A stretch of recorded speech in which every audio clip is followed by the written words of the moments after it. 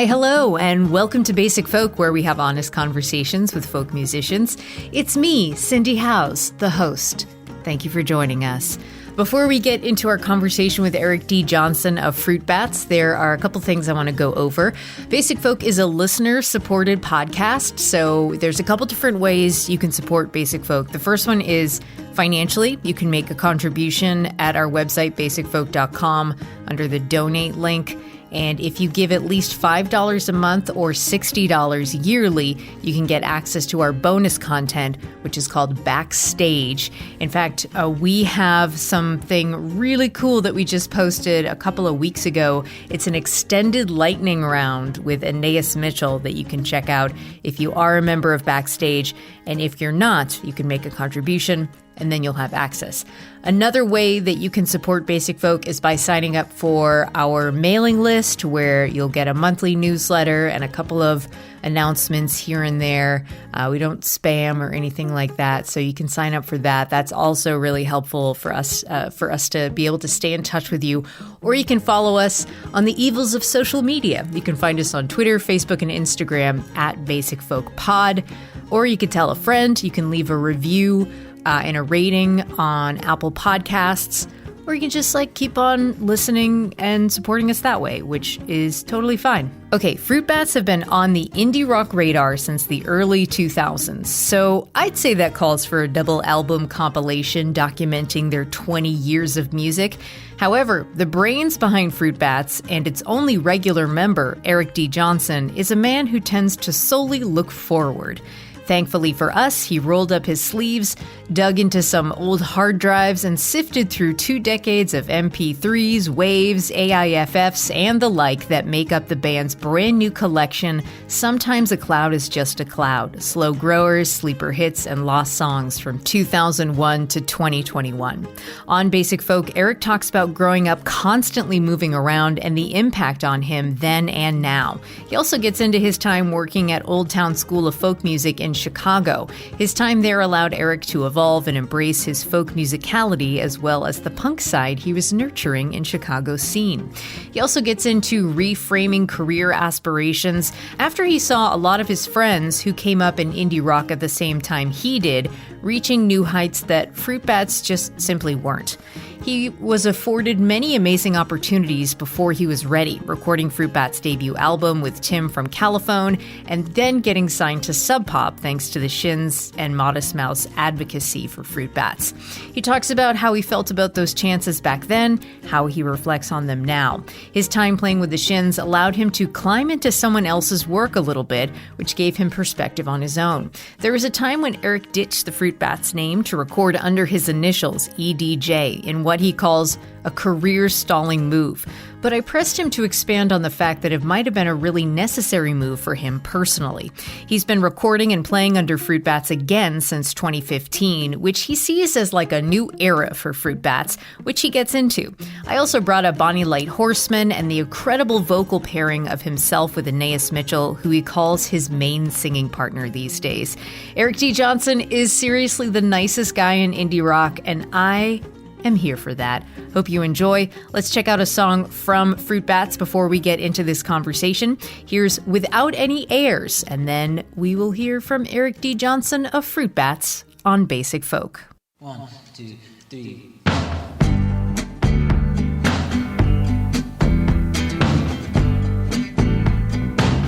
I really wish I had some vision of hope, some beacon in the dark. But the glimmer keeps getting dimmer.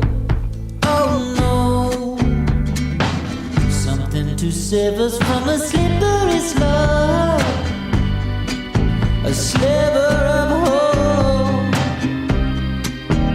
But the sliver keeps getting slimmer. Oh no. And the slope it's getting slicker. Yeah, it is. Without a reason, without a way, without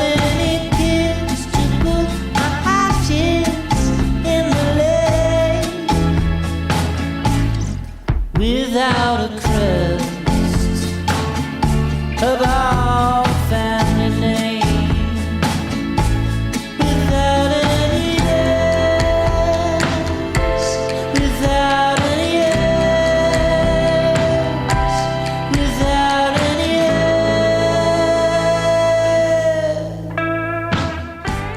Eric, thank you so much for being on Basic Folk. It's so great to have you here. Yeah, thanks for having me. So you grew up moving around the Midwest in the suburbs of Chicago a lot, like about 13 times, I think, before you turned 18. And you've spoken about like your weird sense of nostalgia as a kid because of that.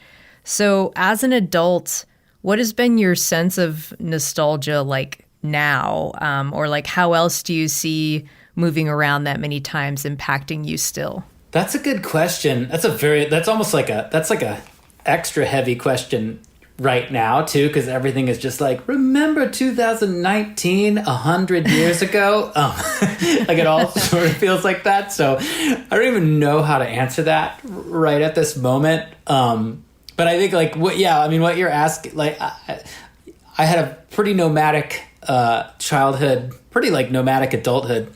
Honestly, like the longest place I ever lived, which I don't even live there anymore, was Portland, Oregon, which I sort of came to that realization recently when people are like, where are you from? I'm like, I grew up in the Chicago area, so that's sort of it, but I might be from Portland, actually, because I logged in the most hours there. But how long? 8 years, or actually 10 years, really. So 8 years and one. It was the house I lived the longest in my life was in Portland, Oregon. Like by far, actually. So, yeah. That's got to be so weird. I've been thinking about that as like, I didn't have a nomadic childhood, but like since college, it's like every year or 2 years, like moving from place to place to place. So it must be like so wild for you to like have stayed in one place for a really long time.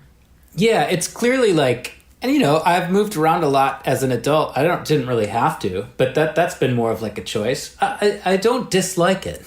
I like that perspective shift. But like you were asking, it's like it sort of forces you into nostalgia because you're like, oh, remember 5 years ago when I was inside? You're not like, yeah, like when you move 13 times when you're a kid, everything is like in the rear view. My wife lived in the same house her whole life, so like every her whole childhood.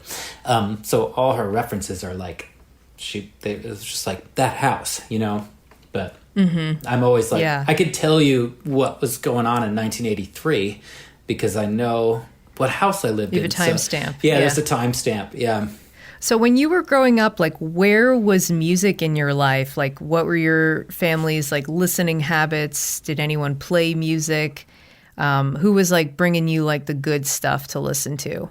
My family, they all enjoyed music. Like my mom was a really good singer. They listened to like we had like the radio on in the family, like they weren't listening to like skiffle records or something. They like for pretty much my whole childhood, like just the major radio stations playing the radio hits. I think that probably had like a pretty profound effect on me, like 1980s top 40 radio. In Chicago? Or Chicago or Detroit or wherever we were living at the time. So in Chicago, it was, I wonder if you have you'd like moved around to like different houses, but you were like listening to the same like Chicago heritage rock station as a kid. Yeah, it was like certainly like we were in Chicago from like we moved to Chicago when I was in like 4th or 5th grade. So that's like a heavy time for listening to. Sure. You're really like starting to make your own decisions about like what you like and so yeah, it was the radio station in Chicago around that time was called Z95. That was like the top 40 radio station. So I was listening to that, and then like a sort of a realization I had is like I was like there was like a specific era of classic rock radio that became really big in the early 90s, which I always thought that was like unique to me.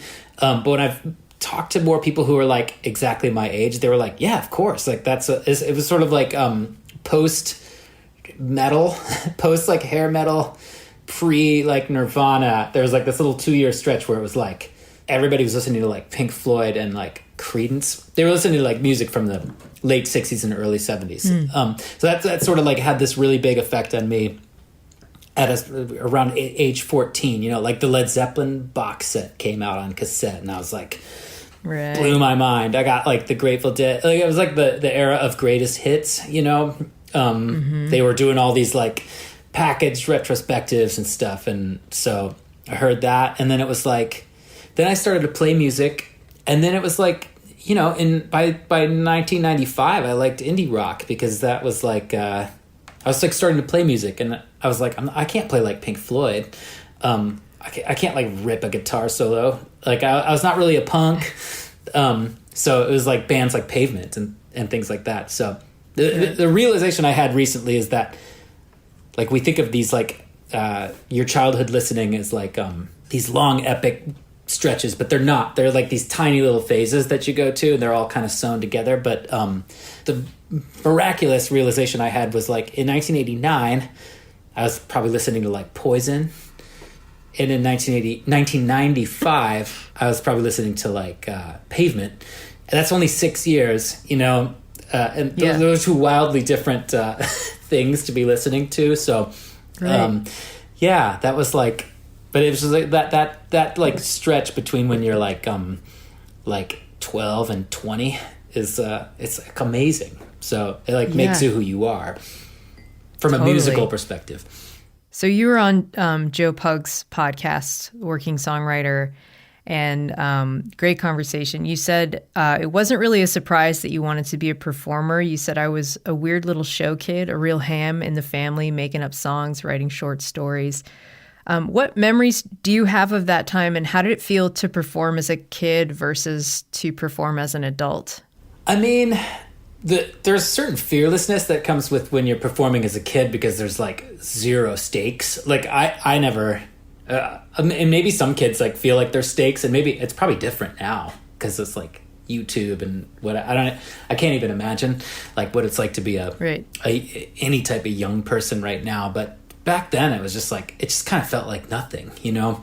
And like, I don't know, I would like go sing at like there was literally like a local coffee shop. I would go and like sing songs, but it just didn't feel like anything. It felt like busking or something. And like my friends would come, and that was sort of like what indie rock was like then too. It was sort of like a low stakes way to like be creative. And it was like very nonchalant. Yeah, very nonchalant. And it was kind of like DIY at the time, sort of like pre-streaming, pre-social media, like however you want to look at it. And I'm not like, I don't want to like idealize it or anything either, but it was just like your hopes and dreams were just like, oh, I want to just like play at like a club on like a Tuesday night, and maybe I would like even go on tour and do it. But it was like, it was a really small circuit still. It was still very like pretty like punk rock, you know. So to have like, I don't know, gone this long and then had like way more happen was just like sort of like a fun bonus. Totally. You were also talking to Joe about this is very interesting to hear your perspective about the Scando Midwestern vibe that you have, where you like don't want to be too showy and always want to be low key, but clearly there's like always been this drive to perform. So how have those two sides lived alongside each other for you? I think it's just like tiny learning experiences along the way, and then just little tastes of things too, where you're like, oh, that kind of felt nice, you know, to have. I definitely, sort of what I was telling Joe in that podcast, kind of came from a family where there wasn't like a total premium put on like performing. I felt like it was like sort of embarrassing, you know, to do it. Mm-hmm. Like it was like a silly thing to do, and unrealistic. So I think I had to just get over that at some point. But like career-wise, unrealistic?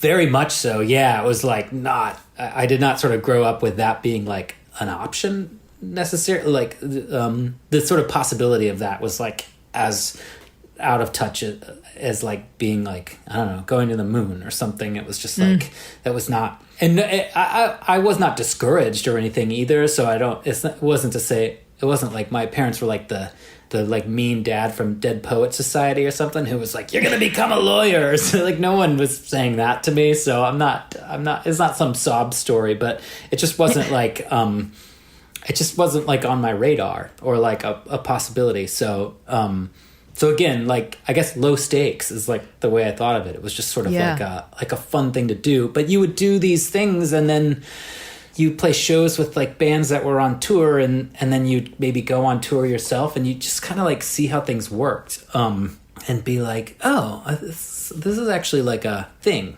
that you can actually do, but you have to sort of like pull the curtain back, in order to figure that out. So I just did. So when you moved to Chicago, you became involved with the local music scene there. You got a job at the Old Town School of Folk Music. You taught classes and worked as a house manager for concerts. Like you were like the sound guy there. I was not the sound guy. I was like the like hospitality guy. I would like, the clipboard guy. Yeah, I was kind of the clipboard guy. And occasionally I would be like the host too. Like I would like announce the bands and stuff. So did you like hosting? Yeah, I enjoyed it. It was like just a way to get up on stage. Nice. I mean, it was like you're up on stage for like 1 minute and you'd be like, ladies and gentlemen, Richard Thompson or something. But yeah.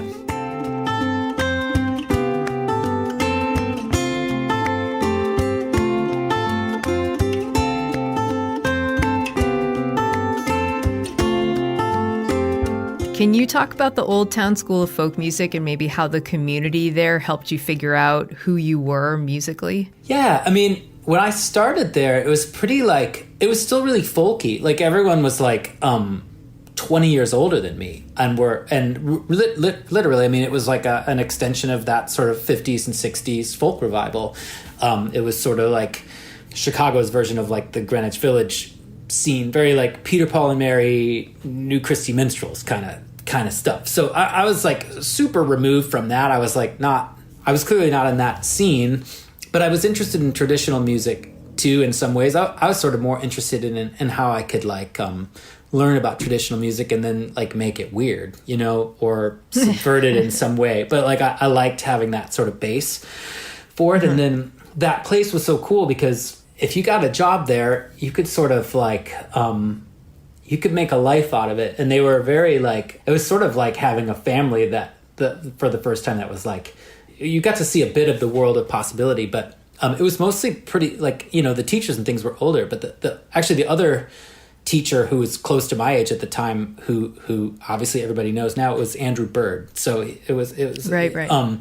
So, and there was like a few people, there was like a little bit of a younger crew, but like, I taught classes there. I think the thing I learned there the most was like how to perform, because you teaching group classes to like groups of 20 people, you're singing together. It's like a very beautiful thing, and pretty unique. Like it's like teaching, it's like 20 people playing some song on guitar all at once, which is a strange and beautiful sound in and of itself. But also, for me, it was like, I would teach like sometimes 3 classes a night. It was like 6 hours worth of just like singing and being in front of people, and it was like a total way to.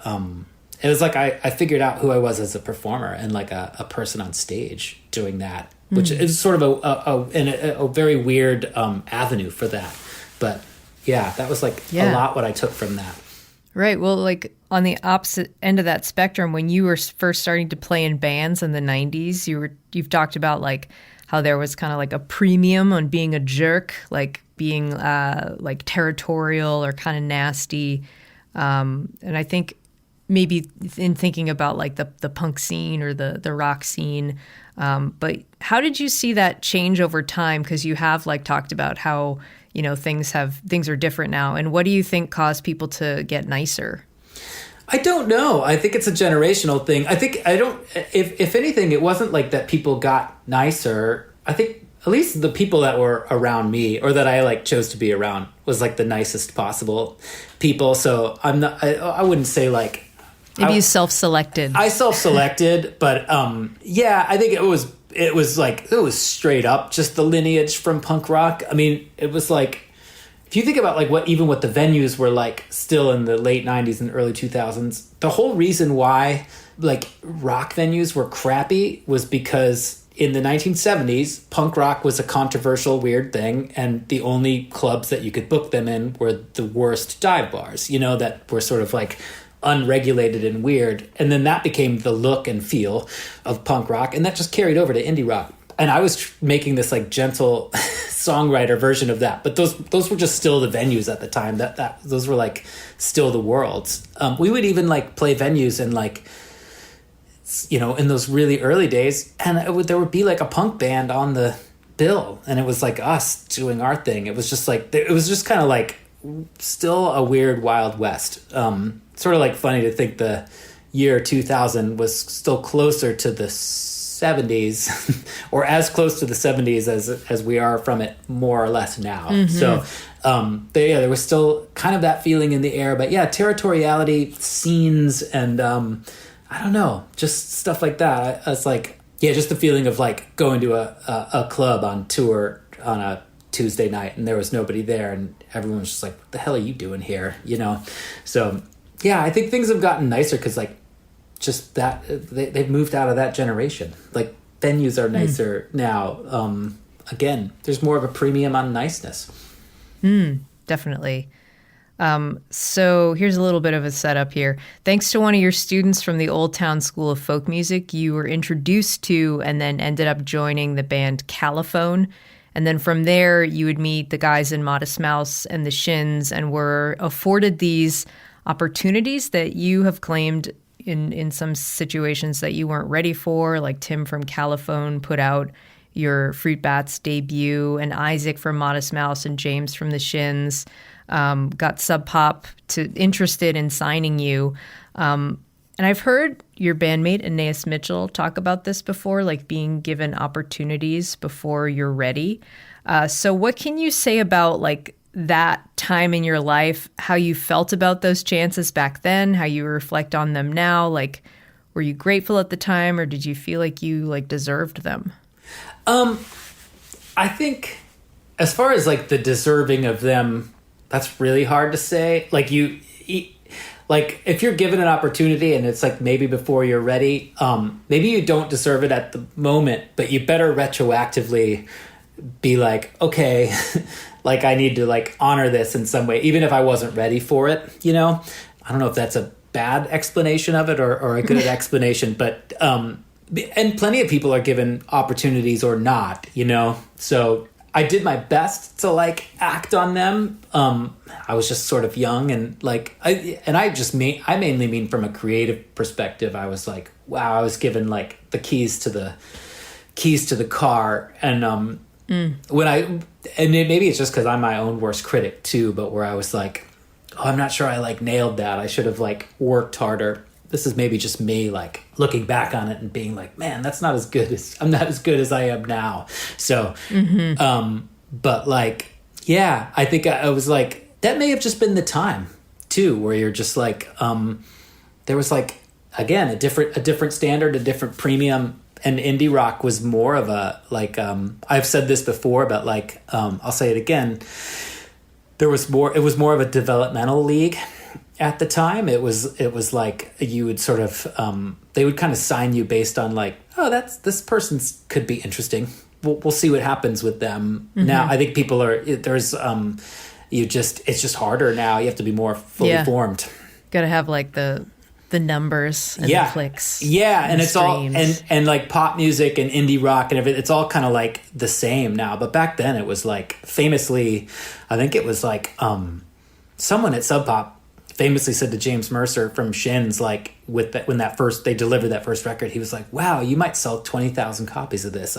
Like, which was like, they sold like over 500,000 of it. But where that was, so it gives you an idea of like where people's brains were at, just as far as like numbers went. They were like, we're in this world, but now it's like, everything is just like, it's all kind of the same. It's good and bad. I don't really know how to like, my perspective on it now is like, I don't know, like I'm just inside of it. So I don't know if it's like good, bad or otherwise.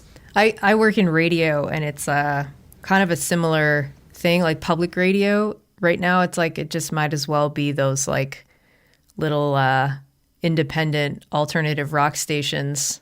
Like, that we all listened to growing up. That's basically what public radio is like, where it's like, because it is all about like numbers and audience listening and all that stuff now. But like back then it was like, we're going to play like Richard Schindel because we like him, and sure. Anyways, tangent. I think I house managed Richard Schindel show actually at one point at the Old Town School. He's a lot nerdier than I thought he was going to be. Yeah, I don't have my remembrance is hazy, so I don't know. I was also, when we were talking about the opportunities that you were afforded when you were younger. Like I was thinking of my own experience being in college and working at like a very successful college radio station, and I was such an asshole, and then like a few years later you get a taste of the real world and I'm like, okay, now I'm not going to be an asshole anymore. What college radio station was it? WERS, Emerson's station. Oh yeah, I wonder if I ever. I feel like back in again, like not to get all like back in the olden times, but that was always like like when you would like be in an indie band, you would tour, you just do so many more college-y things like that. It's like not a thing anymore as much, but like not just college radio, but like you would even go play at colleges and play in like the student union and make like, some money.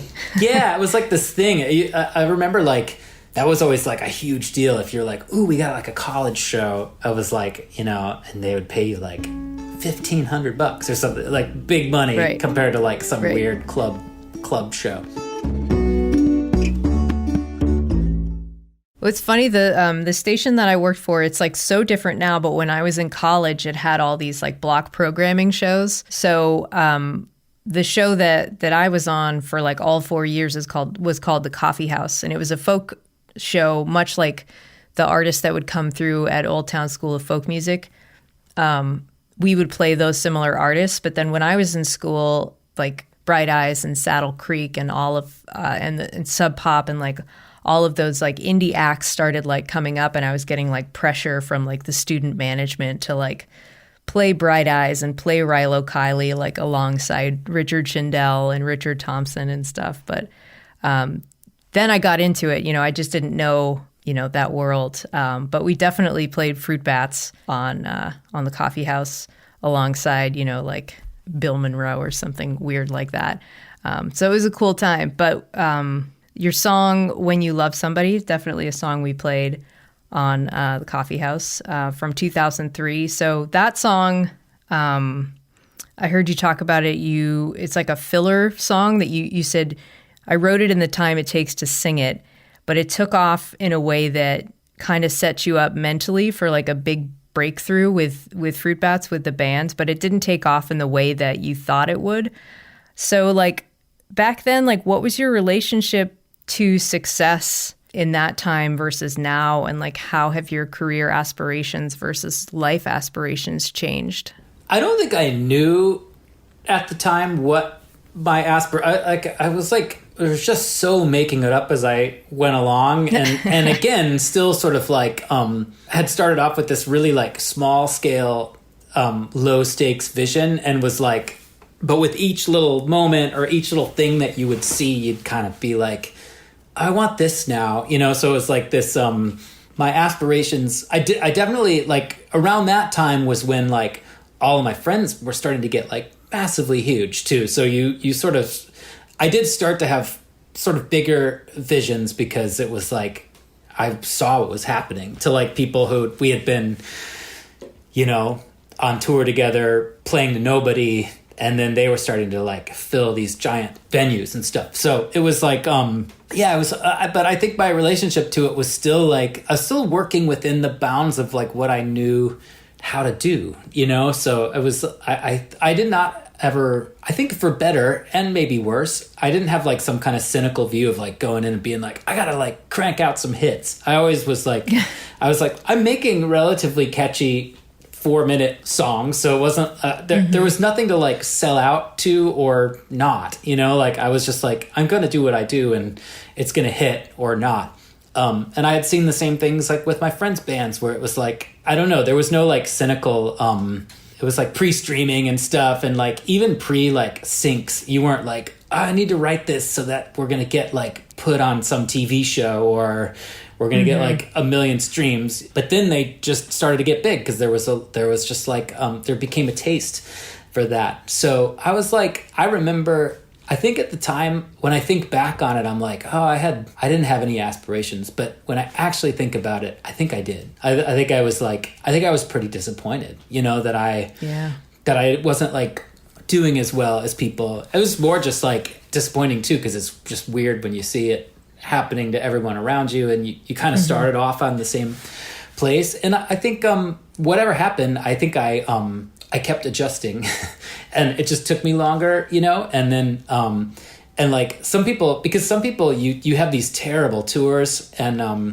I talked about this a little bit with Pug on his podcast, but you like, they have these terrible tours, and like maybe those are the ones that break you, like some people quit after that. But I must have been either a glutton for punishment, or I had more of a widescreen vision than I give myself credit for. But I was just like, I kind of kept going. I always have said, I always have one little thing happen every record or every year or something like that. That's like keeps you in the game. Yeah, it's never like a life changer where it's just like, and then we synced a song to a car commercial and we got like $500,000 or something. That doesn't happen, but it'd always be like one little thing where it's like, oh, I think, okay, I think I'm going to be able to do another one of these, and it seems to be working. So yeah, it's a very like sort of slow climb, but it always seems to move forward every year, not by like miles, but by like feet. So yeah. You haven't seen that Disney movie Encanto? It just came out. No, I have not yet. It's like you talking about seeing all your friends like rise up, and you kind of getting left behind and feeling a little disappointed. The lead character in Encanto, you may relate to her struggles, because everybody in her family has a magical power and she doesn't have one. I'm gonna have to watch that. I'll watch that with like my nephews or something. That'd be a good one. It's a good one. I think not my favorite of the recent Disney output, but I thought it was pretty good. Deals with generational trauma, and also, being left behind with the rest of your family is doing something else. Anyways, check it out. So when you played with the Shins, 2006 to like around 2011, you said, this is a great quote about that. You said, if you have the ability to play in someone else's band and you're a singer-songwriter and you can do it, there's a lot of good reasons to do it. It gives you perspective on other people. You can climb into someone else's work a little bit and it will affect yours, hopefully in a good way. It'll give you perspective on yours. So how did you find your time playing with the Shins impacting your own work? I mean, it was all that I just said. And then it was like, it was another layer of how I said, every year, it was huge for me in like a million ways, basically. I had always really struggled financially before that, and like I had a lot of day jobs and like pickup work, and sort of since then I've been able to like make a living as a musician. It was like I didn't get like loaded or anything from it, but it was like became this like steady paycheck of like just playing music. And before that I had a craft service company for film sets, so I was like an on-site film set caterer for a long time. And were you cooking? Yeah. And so I had like done that for like between the Old Town School and the Shins. That was like my day job, which was like it was a good day job and everything too. And at one point, one of the producers who I worked for was like, you need to stop doing this. You're really good at this. You need to stop doing this music stuff. Like, because like you're gonna like you're have a really lot good of, caterer. Yeah, you're gonna have like a lot of success in this world, and like this music thing is like because I was having to like turn down jobs and stuff to go on tour, and it was like a whole thing. But it was like I actually kind of liked that work, but it was like 14-hour days, and like I would always come home like smelling like eggs, and it was really hard work. And it was also still freelance too, which was great, but also the hard work that came with that too, where you had to work really hard to like keep it sustaining. So after Shins, I was like, I don't have to do that anymore. I always say so much of what I learned is like proof of concept too. It was like, everything I said about learning more about songwriting and stepping into somebody else's songs every night for 2 years. But also just like being in that band at that moment was like incredible. I got to like, the experiences I had were like unreal. Like, really the things that you sort of dream about doing when you're like a kid thinking about being in a band. I got to like do all those. Granted, it was somebody else's songs that afforded me that, but it was still like I played on Saturday Night Live. I like went all over the world and played at these crazy music festivals, and I just got to do all kinds of cool stuff. And it's the type of thing, like I was saying, that just makes you be like, okay, this is how this side of things work. I really want to keep doing this. It's just like it just feeds you, it feeds your hunger for it. And then and I was never quite able to get to that level, but it made me, I sort of like, when my tenure with them was done and I was starting to get back into making Fruit Bats records, I was like, it was sort of the aforementioned thing of like, let me like dig more into these songs. Like I want this to like hit harder. I just remember the sound of going out on stage with the Shins, like the sound of that audience. I was like, I'd like to figure out a way to hear that sound a little bit more, like the sound of people who are just like over the moon that you're there, instead of the Wednesday night indie rock club 40 people, right. Which is, I appreciate those 40 people too. I don't want to punish them for being there, but it was just like you just want them to bring 10 friends or maybe 100 friends. Yeah, and that's kind of eventually what happened too. So and like once again another pulling back of the curtain, and being like, oh, here's this other world over here, sort of see how things work, and where you're just like, this was that at that point I was 6 years into like sort of a music career in earnest, which seemed like at the time like forever. I was like, oh my god, I'm a grizzled old veteran, right? But now of course I realize I wasn't. I was still like, but yeah, it was just a great learning experience on every level.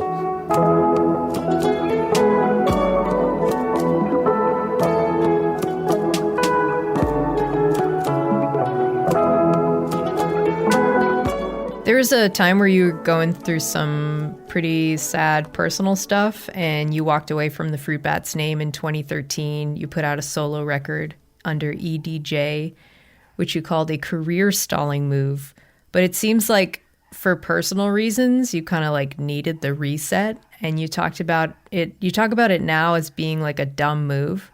But can you talk about how that might have been a really necessary move for you personally? I mean, I think it probably was a necessary move. It was one of those, like, you can never go back and like, you can't think of the fatalistic view of like, how the dominoes would have fallen or whatever. Like, yeah, it was like, it felt like it was, I don't know, a couple of years after that, it felt like a really dumb move because I really did lose, I lost infrastructure, like the sort of the important things that you need as a like a actual working person in a band to like make things keep going. Those all went away.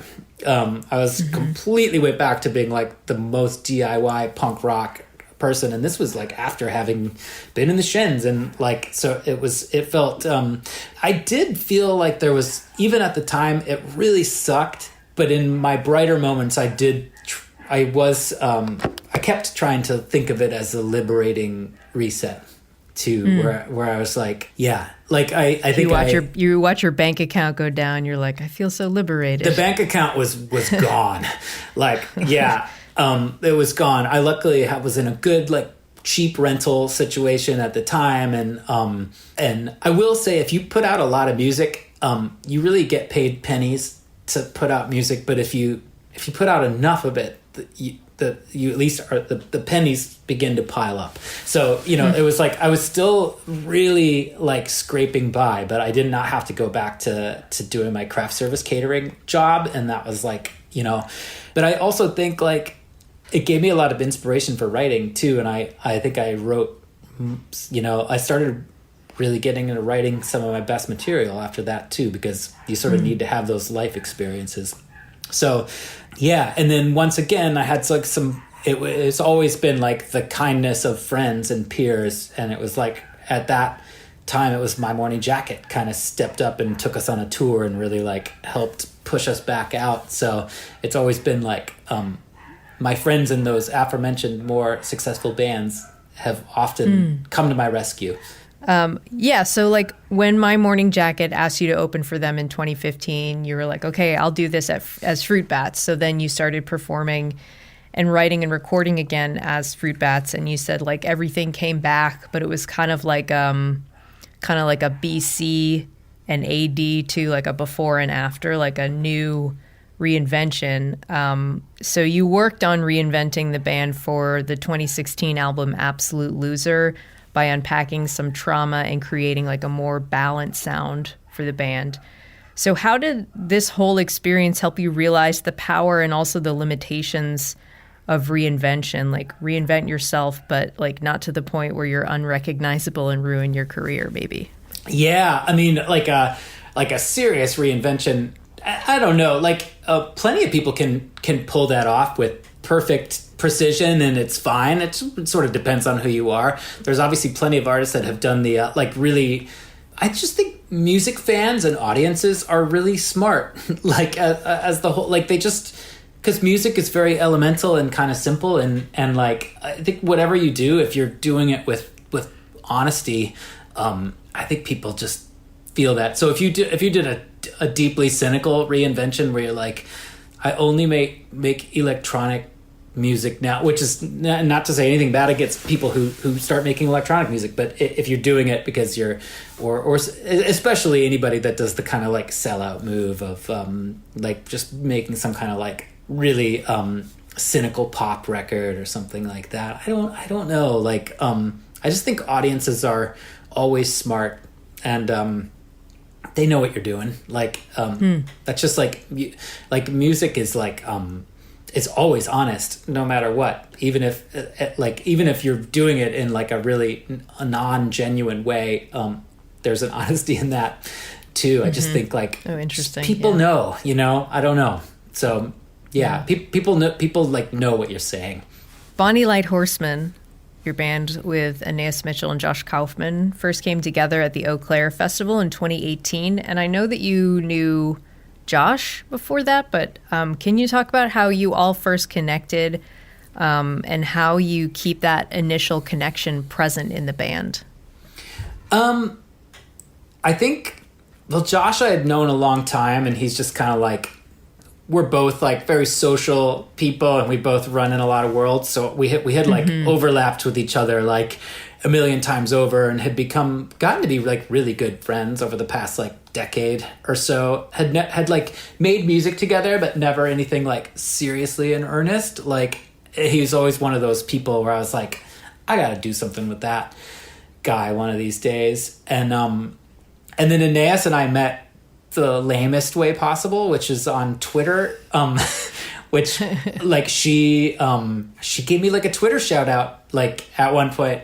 It's like where they're like, I like this band or whatever, and they like tag you. And then I was like, I had kind of just become familiar with her and was becoming a fan. It was like one of those sweet, I don't know, one of actually the nice things about social media is just the like, you could kind of like cast a line out to a stranger and be like, hey, I like what you do, and I do things too. And it was sort of like that.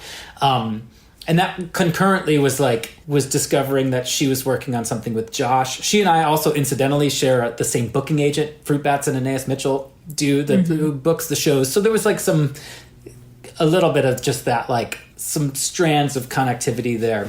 Yeah, it's like told this story before, so I won't go too into it, but like kind of caught wind that they were doing something and was like, that sounds fun. And it sort of like, it sort of like fit in with like some ideas of like what I maybe wanted to be doing around that time, where I was like, oh, I sort of want to like reconnect to some like folkier stuff. I want to do something a little more collaborative, and yeah, it was just cool. This is like cool starting a new band. I hadn't like started a band since like 1997 or something. So yeah, it was just such a cool, weird feeling. It sort of made us feel like kids or something again, in that like, or like teenagers or something.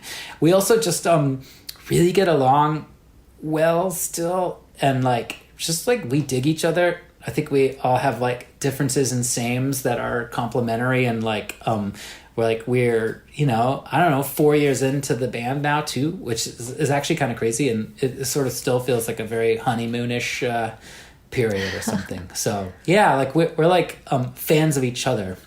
So that's cool. Yeah, the pairing of Aeneas's voice and your voice together, it's like so brilliant. I like was wondering if you could tell me how you feel about the way your two voices sound together, because I can't really think of words that just like are worthy of the description. Yeah, I think the thing that's cool about it is well, yes, I love it, and she's like, you know, at this point now, like I've never really had a singing partner like that, like where like she's like my most notable singing partner that I've ever had, and like I think if you would have like thought about our voices before Bonnie Light Horseman, you maybe wouldn't have like thought that they would go together somehow. They just do. I think we just respect each other a lot. And like I think we have both a sort of a different approach to singing too. So that like we kind of give each other space, but I don't think there's like a real way to describe it either. It's just like which I've often had a hard time with Bonnie Light Horseman describing like what works about that band, because it really was like we kind of just did it on the first day and we were like, this is awesome. Like we just really, it was like pretty great from like the first minute. So it's like I don't know, it's just something that works in a way that is a little hard for me to describe, I think. But yeah, I think with like Aeneas and I are like different in our approaches, and thereby there's something complimentary about it, whatever that is. I would watch a reality TV show of Bonnie Light Horseman making a record, going on tour, doing promo. Do you know anyone in TV that you can make that happen? Yeah, I can talk to some people. Okay, yeah. Great. Yeah, because you are going to put something else out in the spring, I think is what I heard, in original songs. You don't have to tell me any details, but yeah, no, exciting. I think I can even talk. I think I just talk about it a little bit, but yeah, like we like made a new record, so it's happening. It's like, yeah, it's definitely. We do not think of that band as like a side project or anything. I think it's a concurrent concern for all of us of like with all of our stuff that we have going. But yeah, we just like, I don't know. It's like we all love doing it. Cool. So Fruit Bats have a new collection of greatest hits. Sometimes a cloud is just a cloud, slow growers, sleeper hits, and lost songs, celebrating 20 years of Fruit Bats. It's set in reverse chronological order, which is smart. And you said it's weird putting out records for 20 years because I've listened to the earlier ones and it was just a different person, a different project. So I'm always interested to know how an artist thinks back on the person they were through the lens of their old work, and what is true for you in that regard? That's a good question, and I've been being forced to like reckon with that question for so long, and it was sort of like kind of going back to the early part of the discussion of like moving around a lot and sort of like placing a lens on different eras of your life, and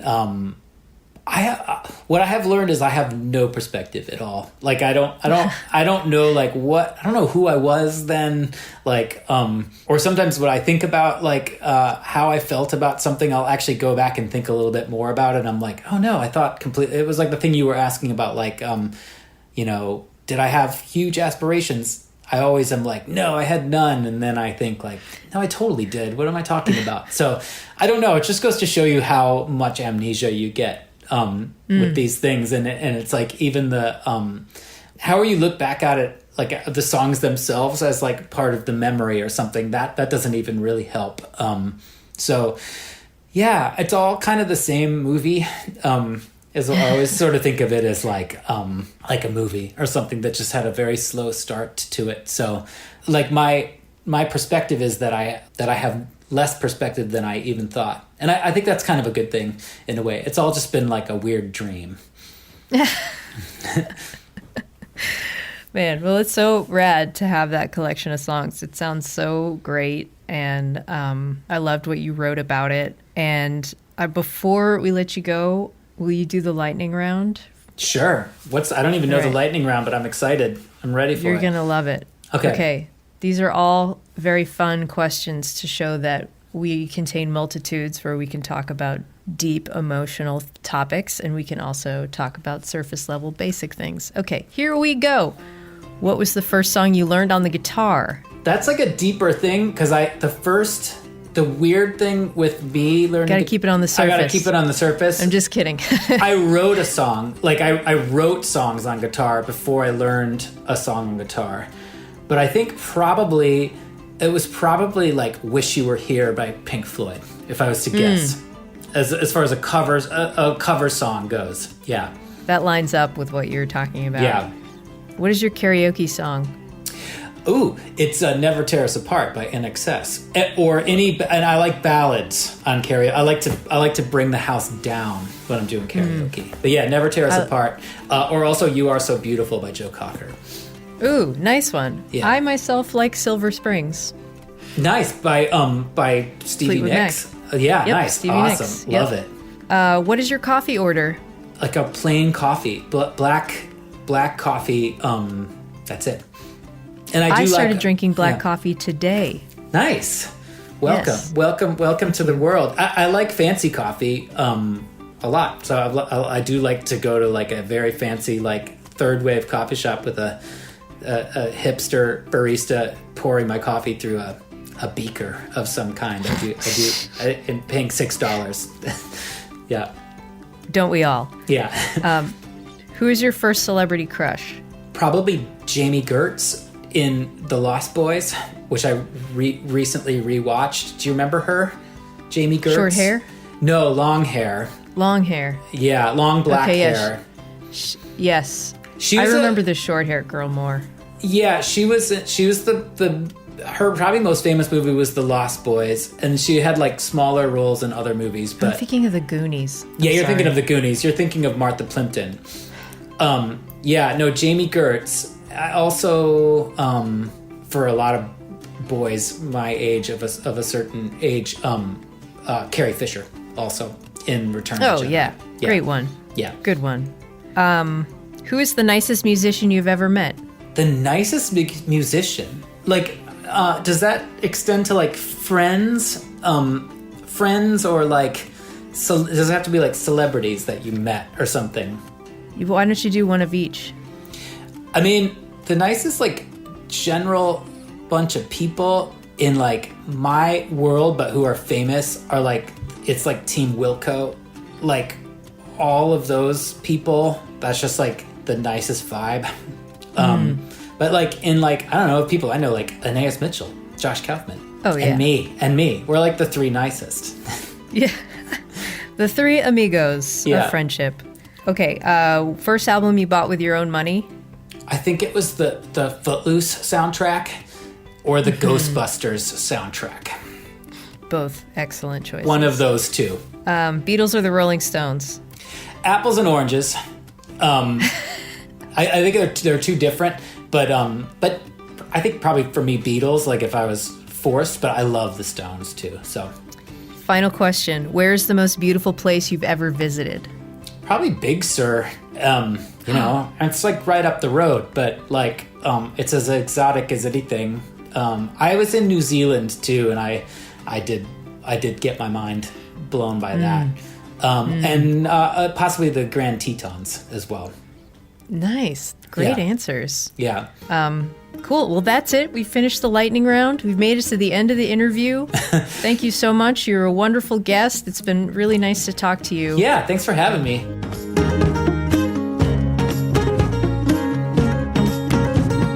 This episode of Basic Folk was produced by John Nungesser. Alex Stanton composes our music. You can make a contribution and support Basic Folk at our website, basicfolk.com. Leave a rating and review on Apple Podcasts. Tell a friend, tell your mom, tell your financial advisor, tell your veterinarian, tell your brother's best friend from high school. Seriously, it really helps. Thank you so much for listening, and we'll talk to you next time. Bye.